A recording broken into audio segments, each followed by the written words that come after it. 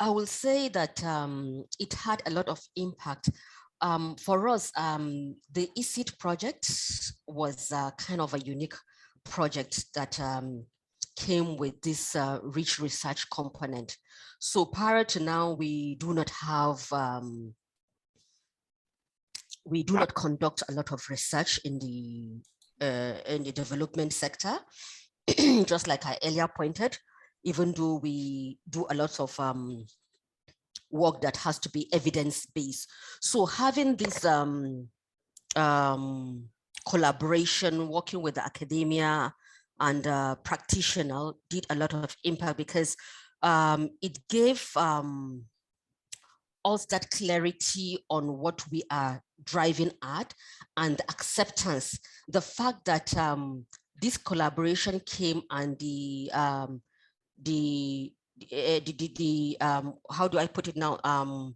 Trying to shift power to the global south, where we are allowed to, you know, for instance, take our research topic ourselves and define what the problems were, has against an imposition from the global north as to what to go into research. So it shows that sense of ownership, and having research partners that are locally based, talking about the consultants coming from Kaduna, so from Nigeria, for instance, and having them to drive the research process itself, having technical support from the global north, was something that shows true ownership. And even having to interact with the stakeholders, where we need to get information that will help us answer our research questions, shows a sense of ownership. Having to see that the research framework was guided by the principles of us having to work with the locals, and bearing in mind that we were able to look at those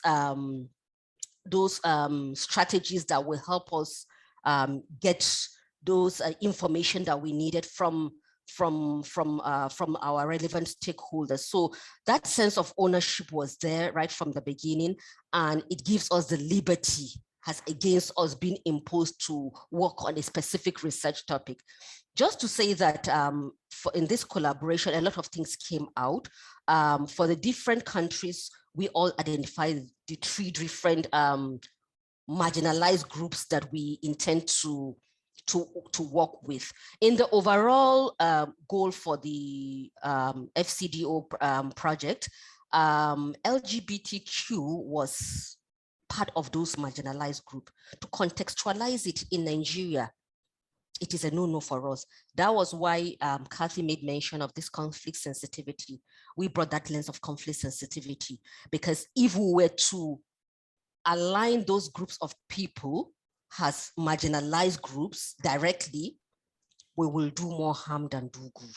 So the fact that this collaboration came and we're given the liberty to contextualize our research topics and to identify the issues that we felt, or the groups of people that we felt we are marginalized.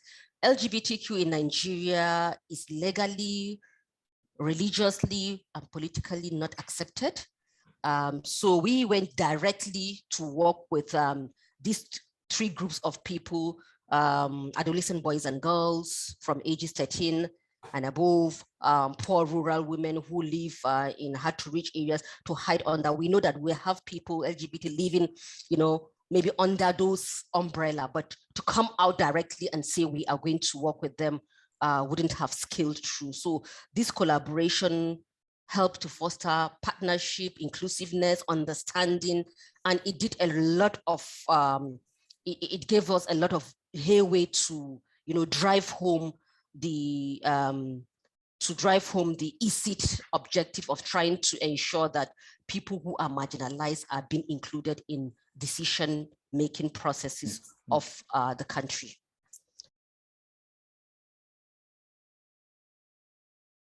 Couple of things. First, to say that we always had the language of shifting power in this program. So that was always there. And that was always a part of the focus and the intent in terms of our research. the language of decolonizing has only come in later because it's a new sort of focus, or a rejuvenated focus, perhaps, that's entering the development sector. But I don't think, to me, the language of shifting power and decolonizing are the same. It's the same focus, it's the same purpose. So yeah, so that was always the intention. The challenge though that we faced is, first of all, this was a FCDO funded project, UK government funded project. And actually the funding was centralized to the UK. So that was a big challenge of how then, this is what we've got. So, but how then do we use the control that we have and the ability we have to influence to change that? And so that was, I would have said, a very critical point in the process, was getting agreement to decentralize the research budgets. And I think it was after that that everything sort of landed into place, because when we were able to decentralize, then the countries could identify their research partners. The research partners in the countries were able to identify the research questions, and they've already been working with the community. So in that way, it sort of ladders up. So yes, it was very intentional. And that's one of the reasons why we also use the Air for Dev course, because it's all online. All of this stuff is taking place online. How do we bring together everybody to actually co-create and co-design? So, well, one, the ethics framework was first useful just for getting consensus of what are we talking about in terms of standards? What are we talking about in terms of even developing a coherent research design and the different things that we need to do together? Remembering that that development practitioners are not trained in research. That's what the academics need to bring. So that was a part of it. But then that online forum was very useful, I think, it goes through 7 weeks, as Talatu said, and each week is one aspect of the research design. So it included a little bit of teaching on what do we mean by a research problem or a research question, or how you do a literature review, and a bit of information sharing, because that puts everybody onto the same page.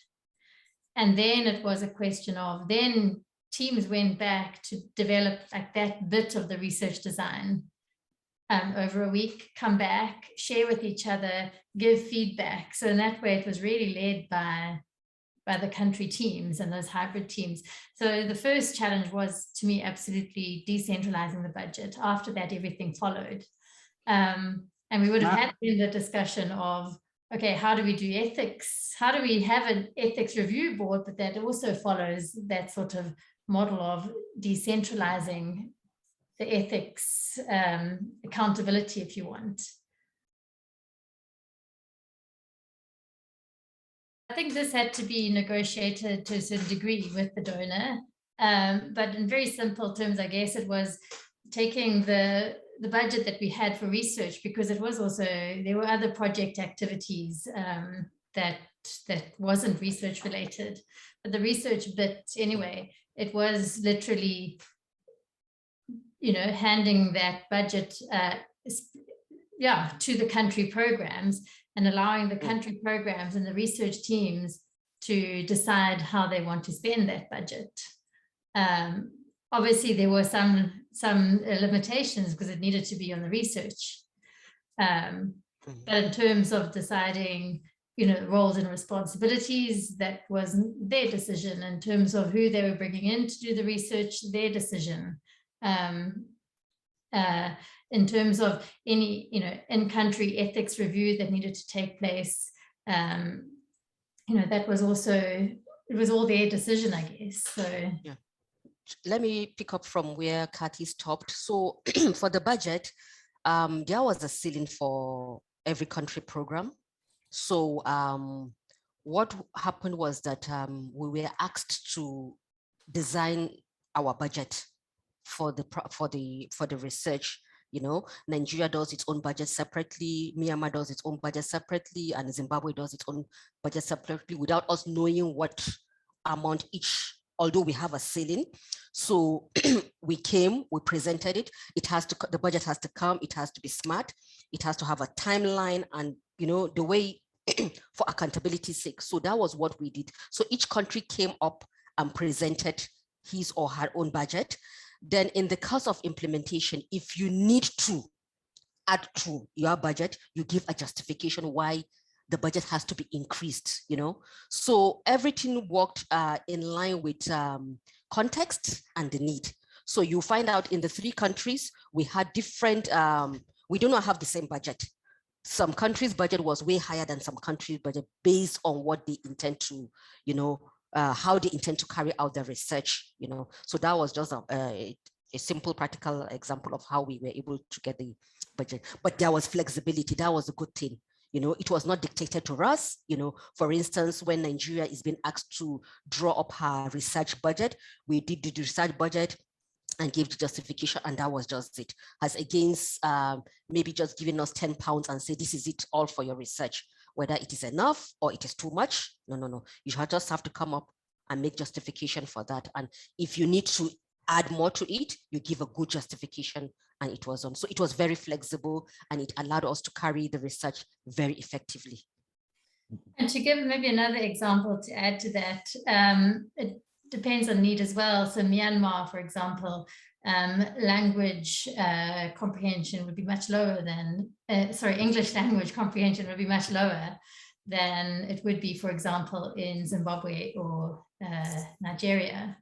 So there was much greater need in Myanmar to be able to translate some of the ethical tools and some of the ethical principles and stuff into local language. So that was another sort of consideration for thinking about where budget was allocated and how it was allocated.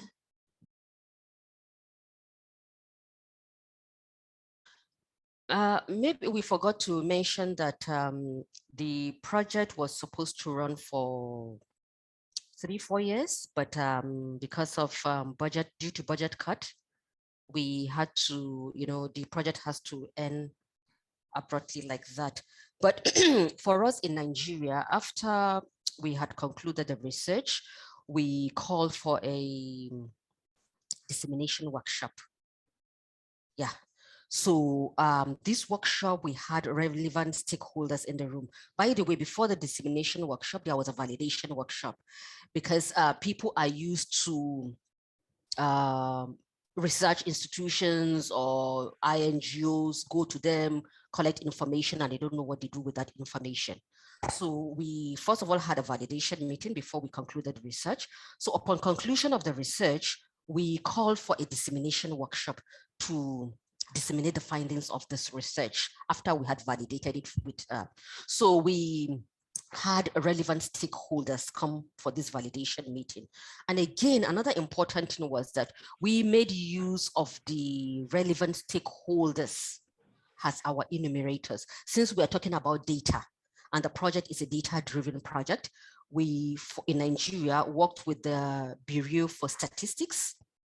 Yeah, Bureau for Statistics, and we are the enumerators. So that shows ownership, because in one of the, let me digress a little, one of the validation session, we had one member challenge us to say that he is not aware of this, because his ministry is supposed to be aware of this process. Why is he not aware? So these are the things that we try to do to, you know, get feedback, and, you know, such that at the end of a research, people will agree to it and take ownership and agree that this is a true picture of what has transpired.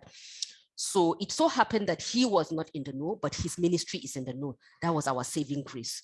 So we did this dissemination workshop. We brought in the government, we brought in the community members, and even these 3 marginalized groups that we identified, we brought representatives from across those groups and disseminated the findings of the research to them.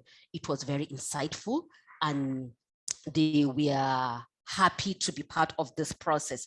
However, it just stopped at there, because we just had to cut short the project, but we intend to use the findings to get more funding to continue with the work, because most of the information that we got that helped us to identify this marginalized group was a continuation of a project that had already, we had already had that project for running for 3 to 5 years. It is called Voice to the People, another DFID funded project.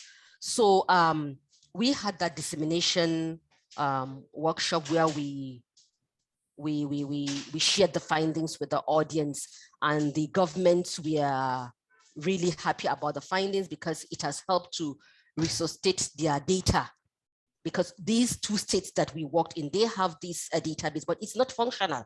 It has been there. It is not updated. So even if these marginalized groups are captured there, it is not updated. So it was like it was like a revival to them. But unfortunately, we could not continue with that. But we are still holding to that document and hoping that we will use that to source for funding to continue with the project. Of course, I have picked this from this ECID project. So in whatever funding opportunity we get or whatever project we get, we intentionally in Christian Aid ensure that we have both practitioners and the academia, because we have seen the impact. It is more reliable, you know, and people hold it with high esteem, the product of your research, as against just having an independent consultant go in and do some research and give it, but having that collaboration, working with the academia and even the practitioner gives it more weight. And that is what we have been doing. After the ECID project, I've had couples of projects that have come on board, and even research focus funding for the organization.